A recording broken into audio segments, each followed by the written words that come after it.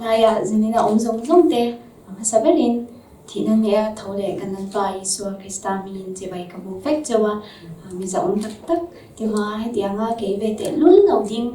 ve tur kan ni hi ka in ngai to in min khongai tu pathian wang chau ani ti ka she chiang ema tharin pathian ne na lom thu ka sei le a tin ka chung te abigin ka unau te tin du sak ema ka in buat sei na exam ka in buat sei na hen thei to min chwa puya an ma ni na an le phak lo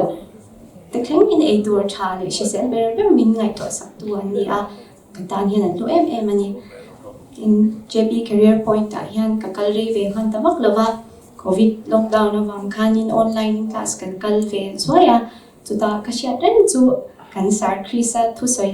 poimo ka ti le wo in thanga kala von ren ani a mizo kan ni chung chuan mizo chong lai sang lovin sa chong a thiam theilo ti kha ani a tun chung interview a khan ani ka zia ka chi chuwa ka an du tu na mizo chong in sa chong in min zot pop pa ka ta han alo poimo zia kha ka she thar le nin ka sia a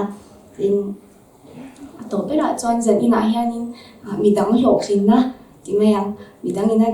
lo pui tak an mu min lo pui tura ti zat kan kal khom thei ka mu hianin mizo ni nom zia le Christian ni nom zia ka she thar le a kalom tak set ani JP Career Point tam reng ro se